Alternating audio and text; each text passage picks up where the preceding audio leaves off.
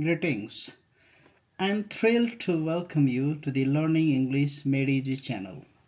In today's video lesson, we will discuss about teaching pronunciation in lower secondary and secondary level. I believe that you will find this video both beneficial and informative. If you haven't already, please consider subscribing to our channel. Let's get started.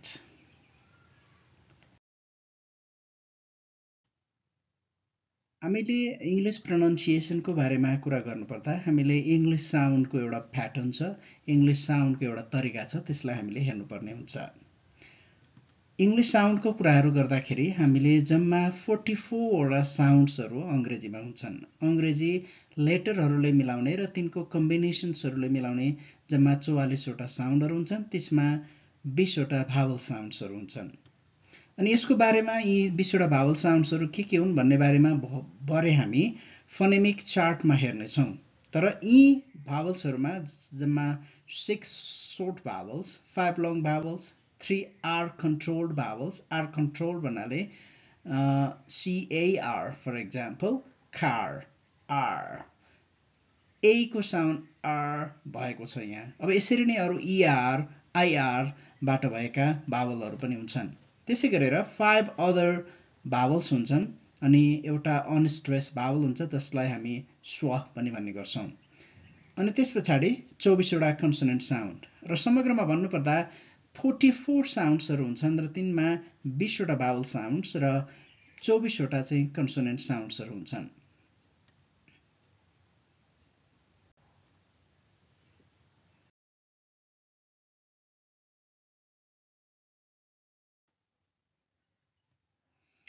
र हामीले एलिमेन्ट्सहरुको पनि हामीले कुरा गर्नुपर्ने हुन्छ। जस्तै साउन्ड्समा चाहिँ हामीले प्रोनाउन्सिएसनको कुरा गर्दा गर्दै त्यो प्रोनाउन्सिएसनमा के तत्वहरु रहन्छन्, के एलिमेन्ट्सहरु रहन्छन् तिनीहरु पनि थाहा पाउनु पर्दछ।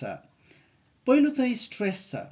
स्ट्रेस अथवा बलाघात, नेपालीमा यसलाई बलाघात भनिन्छ। यो स्ट्रेस भित्र पनि वर्ड स्ट्रेस हुन्छ। एउटा वर्डलाई मात्रै स्ट्रेस गर्ने। जस्तै कुनै पनि एउटा वर्ड छ भने त्यो word 1 syllabic, 2 syllabic, 3 syllabic, 4 syllabic वर्डहरु हुन्छ। त्यसमा सिलेबल्सहरु हुन्छन् अनि कुनै पनि वर्डको कुन चाहिँ सिलेबलमा स्ट्रेस लगाउने अनि त्यसलाई चाहिँ वर्ड स्ट्रेस भनिन्छ। अनि यो स्ट्रेसको बारेमा थप जान्नको लागि चाहिँ मैले योभन्दा अगाडि तयार गरेका अरु भिडियोहरु तपाईले हेर्न सक्नुहुन्छ जहाँ चाहिँ प्रोनाउन्सिएसन कसरी गर्ने अनि त्यो पर्टिकुलर वर्डहरुको स्ट्रेस प्याटर्न कस्तो हुन्छ भनेर त्यहाँ तयार गरेको छ, त्यहाँ हेर्नु होला। र वर्ड स्ट्रेस भनेको बुझ्नको लागि सजिलोको लागि चाहिँ के हो भने कुनै पनि एउटा वर्डमा कुन चाहिँ सिलेबलमा स्ट्रेस लगाउने। जस्तै नेपाली त सर र एउटै तरिकाले बग्छ, तलमाथि हुँदैन एउटै वर्डमा पनि। तर जस्तै अंग्रेजीको कुरा गरौँ न, प्रोनाउन्सिएसन, अब सिएसन, यही तपाईले यही प्रोनाउन्सिएसनलाई हेर्दा पनि हामी के देख्छौं त सिएसनमा एसनमा चाहिँ एमा चाहिँ के भयो त स्ट्रेस लाग्यो। यसको एउटा रुल छ, TION जोडिएका कुनै पनि नाउनहरु छन् अथवा वर्ड छ भने त्यसको अगाडिको सिलेबलमा स्ट्रेस लाग्छ अनि यो स्ट्रेसको रुलहरु छ। अनि स्ट्रेसको त्यो एउटा चाहिँ के भयो त वर्ड स्ट्रेस। अनि वर्ड ग्रुप स्ट्रेस। अब कहिलेकाहीँ एउटा र दुईटा वर्डहरु त्यसलाई कम्पाउन्ड नाउन पनि भन्छ अथवा कम्पाउन्डिङ वर्डहरु भन्छ। अनि त्यो दुईटा वर्डहरु मिलेर बनेकोमा कहाँनेरि स्ट्रेस लगाउने त त्यो कुरा थाहा पाउनु पर्ने हुन्छ। अर्थात प्रोनाउन्सिएसन भन्ने बित्तिकैमा हामीले कसरी उच्चारण गर्छौं मात्र होइन, तर त्यसमा स्ट्रेस कहाँ लगाउँछौं, एउटा सिंगल वर्डमा कहाँ लगाउँछौं अनि त्यसपछि मल्टिपल वर्ड्सहरुमा कहाँ लगाउँछौं भन्ने कुराहरु पनि यसमा पर्छ। र सेन्टेन्स स्ट्रेस पनि पर्छ। सेन्टेन्स एउटा वाक्यमा कसरी कहाँनेर चाहिँ स्ट्रेस लगाइन्छ त्यो कुरोलाई पनि हामीले ध्यान दिनुपर्ने हुन्छ। जस्तै क्वेशनमा कहाँ लगाउने, स्टेटमेन्टमा कहाँ लगाउने अनि यो एउटा नियम छ अनि त्यो नियमलाई पनि सेन्टेन्स यो स्ट्रेस भित्र पर्छ, यानी प्रोनाउन्सिएसन भित्र पर्छ। जस्तै हाउ आर यु कहाँ लाग्यो, आर मा लाग्यो। कहिलेकाहीँ अब हामीले हाउ आर यु हाउमा लगाउन सक्छौं, तर यिनीहरुको धेरै धेरै अर्थहरु हुन्छ। जस्तै I am not a boy भन्ने कसैले भन्छ भने म केटा होइन भन्ने अर्थमा केटामा चाहिँ जोड दियो। तर I am not a boy, नटमा जोड दियो। यस्ता धेरै उदाहरणहरू छन्। ती कुराहरू चाहिँ यहाँ हामीले डिटेलमा जान्नु पर्दैन, तर तपाईँ र मैले चाहिँ इक्जाममा लेख्दाखेरि चाहिँ एलिमेन्ट्सहरू यो हुन सक्छन् है भनेर व्याख्या गरे भयो। अनि अर्को चाहिँ पिच एन्ड इन्टोनेसन, जस्तै कुन तरिकाको इन्टोनेसन प्रयोग गरिएको छ। जस्तै उदाहरणको लागि रियली, रियली, रियली।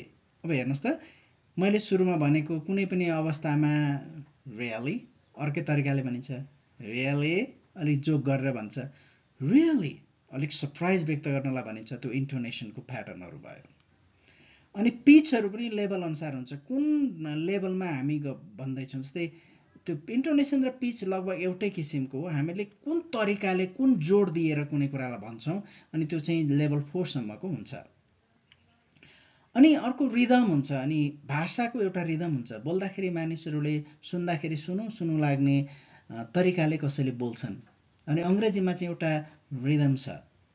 अनि त्यो रिदम भनेको चाहिँ यसो सुन्दाखेरि लय छ। अनि त्यो लय चाहिँ धेरै प्रकारको हुन्छ। जस्तै फ्री भर्स भनेको जहाँसुकै स्ट्रेस लगाउने भयो, जसरी बोल्ने पनि भयो, अथवा यहाँ नै स्ट्रेस लगाउनुपर्छ भन्ने छैन वर्डहरूमा, एउटा त्यो फ्री भर्स भयो। अर्को चाहिँ स्ट्रङ रिदम भनेको स्ट्रेस लगाउने चाहिँ जस्तै एउटा 10वटा वर्डको एउटा सेन्टेन्स छ अथवा एउटा पोएम छ। अनि त्यसमा चाहिँ जस्तै रेन रेन गो अवे, यसमा अब रेन रेन गो अवे। अब यसमा हामीले रेनमा स्ट्रेस लगायौँ, गो अवे सबैमा स्ट्रेस लगाएका छौँ। तर कुनै कुनै वर्डहरू बोल्दाखेरि आई ह्याभ टु गो मा जस्तै आईमा लगायो अनि गौमा लगायो, तर ह्याभ टुमा लगाएन। तर यसको कुनै तरिका चाहिँ हुँदैन, अथवा यसको नियम हुँदैन, यही होमा लगाउने भन्ने हुँदैन। त्यसलाई चाहिँ स्ट्रङ रिदम भन्छ। अब मेट्रिकल रिदम चाहिँ पोएम्सहरूमा बढी प्रयोग गरिन्छ। पोएमहरूमा यसमा चाहिँ यहाँ रिदम लगाउने, जसरी के अरे स्ट्रेस लगाउने, डम ड डम, डम ड डम, डममा चाहिँ स्ट्रेस लगाउने अनि बिचमा छोड्ने, फेरि लगाउने भन्ने एउटा नियम हुन्छ। अनि त्यसलाई चाहिँ मेट्रिकल रिदम भन्छ। यिनै कुराहरू मिलेर चाहिँ प्रोनाउन्सिएसन भन्छ। हामीले विद्यार्थीहरूलाई, हाम्रा विद्यार्थी भाइ बहिनीलाई पढाउँदाखेरि ध्यान दिनुपर्ने कुरा यही हो कि प्रोनाउन्सिएसन सिकाउँदाखेरि हामीले सर र बोलेर उनीहरूलाई बोल्न लगाएर मात्रै भएन। उनीहरूलाई स्ट्रेसको बारेमा थाहा हुनु पर्यो। वर्ड स्ट्रेस कसरी गर्ने, group stress, word group stress कसरी गर्ने, सेन्टेन्स स्ट्रेस कसरी गर्ने, पिच इन्टोनेसन कसरी गर्ने, रिदमहरू कसरी गर्ने, यी सबै कुराहरू चाहिँ हामीले सिकाउनु पर्ने हुन्छ।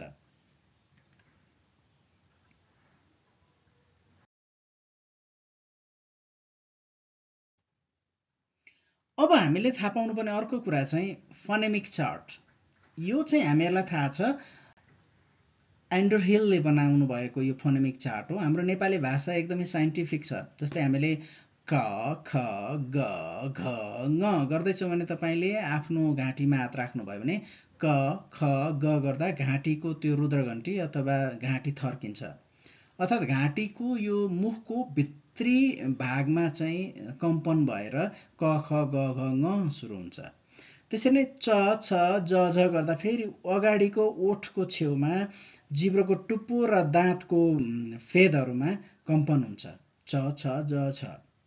अनि त्यसरी नै ट ठ गर्दा माथिको तालुमा जिब्रो चाहिँ माथिल्लो दाँतको फेदमा लाग्नुपर्ने हुन्छ। य र ल वो गर्दा त्यसरी नै छ। त्यसरी नेपाली चाहिँ एउटा सिस्टमेटिक तरिकाले बनाइएको छ, तर अङ्ग्रेजी त्यस्तो छैन। जस्तै ए बी सी को अ ब ख ड यसरी गर्दै जाँदाखेरि चाहिँ त्यो जहाँसुकै पनि बाट आवाज निक्लेको हुन्छ। तर यसैलाई मिलाउनको लागि जम्मा यो 44 साउन्ड्सहरू अघि हामीले भनेका थियौँ। जसरी यहाँ हेर्नुभयो भने 1 2 3 4 5 6 7 8 9 10 11 12 13 14 15 16 17 18 अनि 19 20। हामी 20वटा के अरे भावल्सको कुरा गरेका थियौँ। त्यसमा यी यताको पार्टमा यो पार्टमा सबै के छ त, डिफ्थङ्ग्सहरू डबल साउन्ड छ। यो पार्टमा चाहिँ सबै सिङ्गल साउन्ड छ।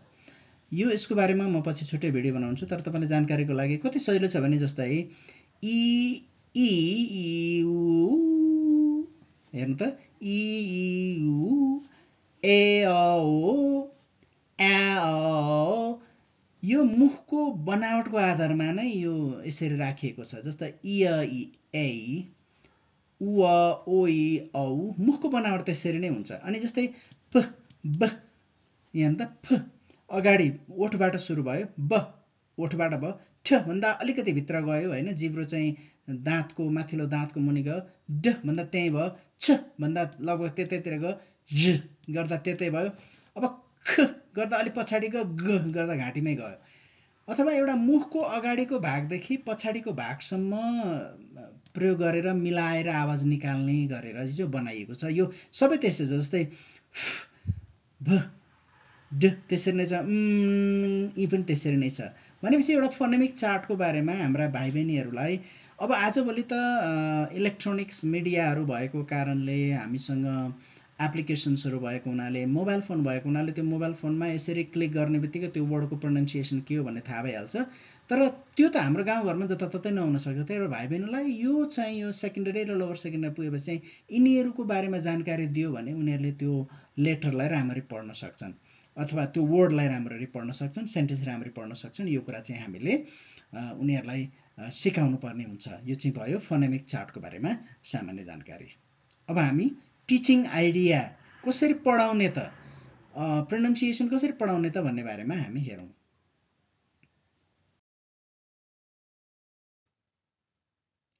अब प्रोनाउन्सिएसन बच्चाहरूलाई पढाउनको लागि केही तरिकाहरू यहाँ छन्।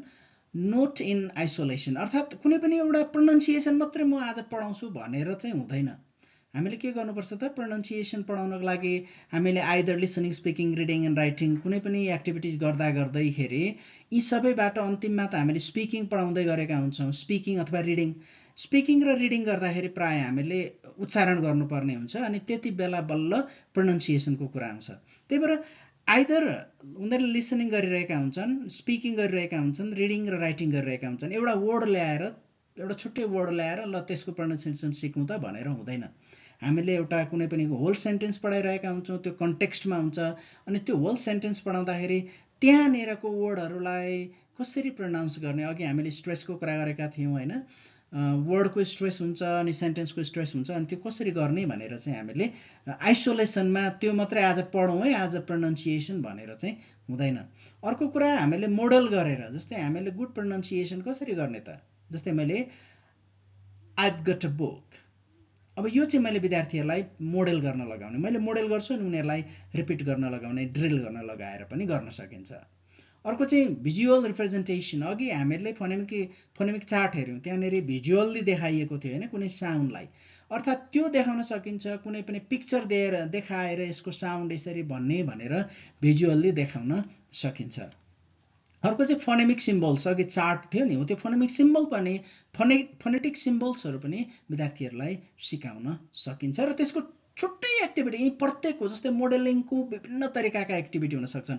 Modelling itself can be a whole lesson होइन, भिजुअल रिप्रेजेन्टेसन प्रयोग गर्ने अनि फोनेटिक सिम्बल्सहरूमा धेरै धेरै एक्टिभिटिजहरू हामीले गराउन सक्छौँ, इन्ट्रेस्टिङ एक्टिभिटिजहरू हामीले गराउन सक्छौँ। जस्तै रनिङ डिक्टेसन भयो होइन, ल फोनेमिक चार्टबाट हामीले जब ट्रान्सक्रिप्सन सिकाउँछौँ त्यस पछाडि तिनीहरूलाई जस्तै CAT क्याट, अनि के अनि आ अनि ठ, अनि त्यो जानिसकेपछि त उनीहरूले दौडिन्छन्, अनि पर ख्याट, यहाँ ख्याट भन्ने यो ठाउँमा वर्ड छ भने पर गएर त्यसको फोनेमिक ट्रान्सक्रिप्सन चाहिँ के हो त भनेर उनीहरूले दौडेर जसले पहिले ल्याउँछ जित्ने, त्यस्ता धेरैहरू छन्। अनि मिनिमल पेयरहरू, अर्थात् एउटै सुनिने दुईटा पेयरहरू, जोडीहरू, जस्तै एउटै सुनिने कुराहरू गर्दाखेरि हामीलाई थाहा छ did did, DID did, DEED did, त्यस्ता अरू कुराहरू हामीले सिकाउन सक्छौँ त्यो साउन्ड प्रोनाउन्सिएसन सिकाउने क्रममा।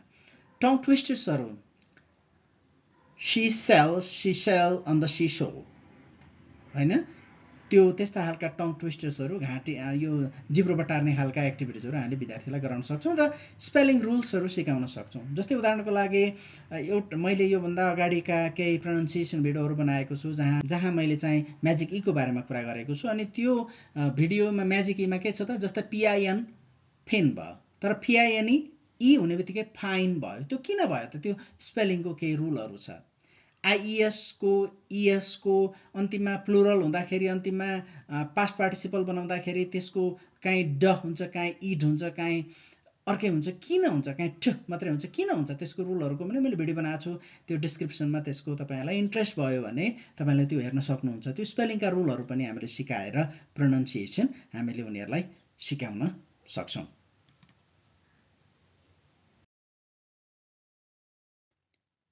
Thank you for watching the video यहाँहरूलाई फेरि भेट्ने बाचा गर्दै बिदा चाहन्छु भिडियोलाई सेयर गरिदिनु होला यदि उपयुक्त लाग्यो भने र च्यानल सब्स्क्राइब गर्नुहोला आजलाई यति नै फेरि भेटौँला बाई